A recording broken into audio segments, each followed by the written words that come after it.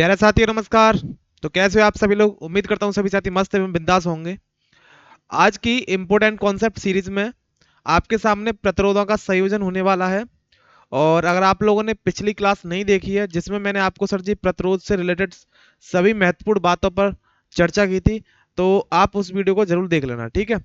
आज की वीडियो में जो प्रतिरोध थे, रेजिस्टेंस था, उनको जोड़ना सिखाएंगे। यानी दो तरीके से जोड़ सकते हैं, एक तो श्रेणी क्रम में, एक समांतर क्रम में।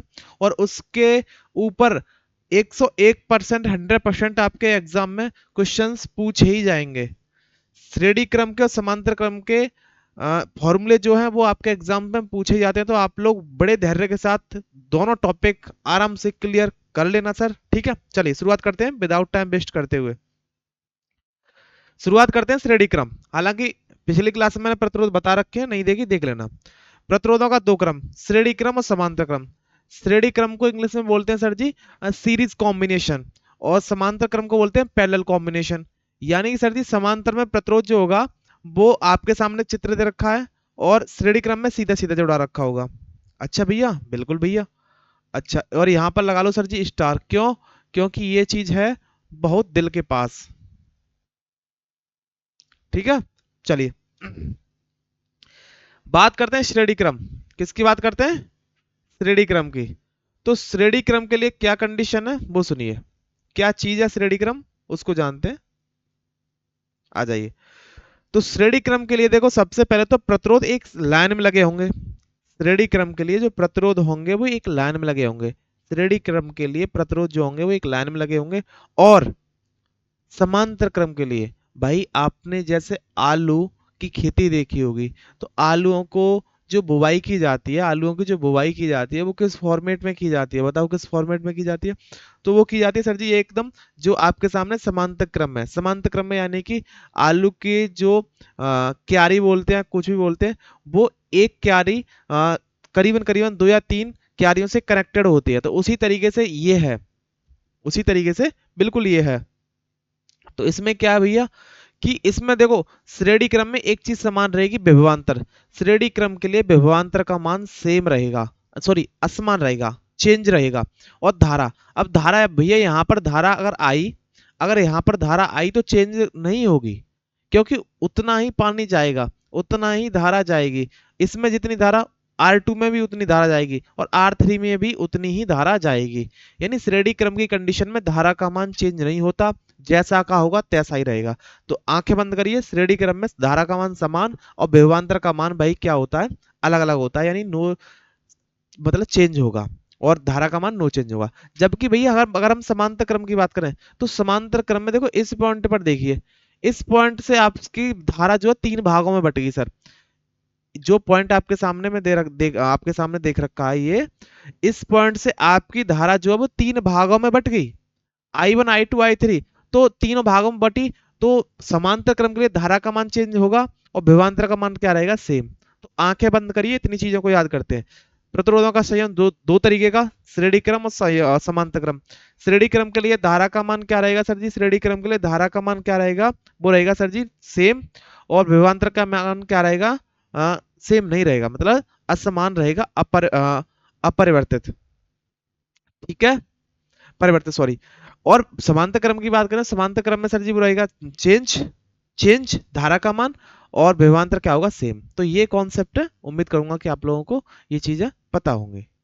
पता नहीं होंगी तो आप लोगों ने आप पता कर लेना, ठीक है। चलिए इस वीडियो के माध्यम से अब इसका सूत्र भी बहुत पूछा जाता है, गारंटी से कह सकता हूं आपके एग्जाम में अगर ये सवाल नहीं आए तो बात कर लेना। और आएगा किस तरीके से, बहुत सारे भाई लोग तो पता ही क्या करते हैं, इस पर आधारित सवाल आता है मतलब डायग्राम फॉर्म में, तो उस डायग्राम को ही बना कर आ जाते हैं, लेकिन सवाल को सॉल्व नहीं करते।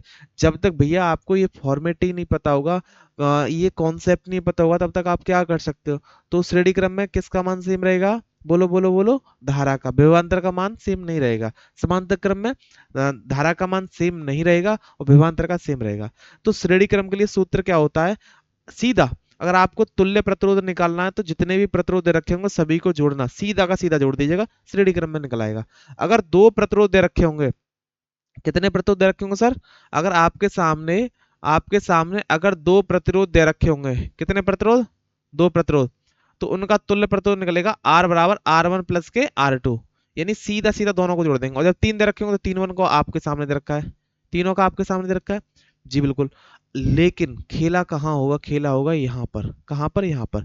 जब n प्रतिरोध दे रखे होंगे, n प्रतिरोध यानी कोई संख्या नहीं, जैसे आपको 10 प्रतिरोध दे रखे हैं, 20 दे रखे हैं, तो वहां पर संख्या दे दे, तो उसका जो प्रतिरोध होगा, तुल्य प्रतिरोध होगा आर सीरीज, आर एस का मतलब सीरीज, एन आर। यानी श्रेणी क्रम के लिए जो तुल्य प्रतिरोध का मान होता है वो होता है एन आर। सीरीज क्रम के लिए यानी श्रेणी क्रम के लिए तुल्य प्रतिरोध होता है वो होता है एन आर। वो क्या होगा भैया, एन आर। आंखें बंद करिए, श्रेणी क्रम के लिए आर बराबर R1 plus R2 plus R3, यानी जितने प्रतिरोध दे रखेंगे उतने का सीधा सीधा जोड़ कर देंगे। दो प्रतिरोध के लिए 2 और n दे रखेंगे तो एन आर।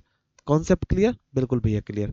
आइए समांतर क्रम के लिए जानते हो तो सूत्र क्या होगा, बस अपोजिट हो जाएगा, उल्टा हो जाएगा। उल्टा कैसे, 1/r बराबर 1/r1 1/r2 और 1/r3, यानी कि समांतर क्रम में उल्टे होकर चलेंगे और सभी जुड़ेंगे।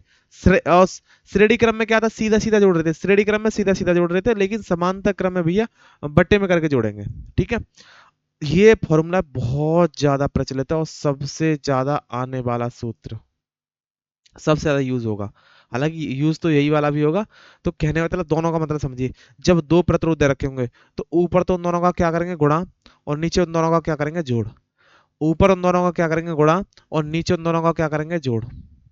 जब भी दो प्रतिरोध दे रखे होंगे समांतर क्रम में, तो ऊपर दोनों का गुणा और नीचे क्या, जोड़। ऊपर गुणा, नीचे क्या, जोड़। जबकि पिछले वाले में सीधा का सीधा दोनों को जोड़ रहे थे। ठीक है, और एन प्रतिरोधों की कंडीशन में आर बट्टे एन, और पिछले वाले में क्या था, एन आर, एन और आर, यानी कि संख्या और प्रतिरोधों का सीधा सीधा गुणा था। लेकिन इस वाले में क्या था, आर बट्टा एन, यानी कि अगर 10 प्रतिरोध दे रखे हैं 10 ओम के, तो 10/10 टोटल प्रतिरोध कितना निकलेगा, 1 ओम। इस पर आधारित मैं सवाल भी कराऊंगा आपको, लेकिन आपको पहले कॉन्सेप्ट नहीं बताऊंगा तो आप लोग सवाल तो बिल्कुल कर ही नहीं सकते। ठीक है, सवाल कराऊंगा, पहले आपका कॉन्सेप्ट मजबूत होना चाहिए। ठीक है ना सर, बात क्लियर है ना, ओके, धन्यवाद।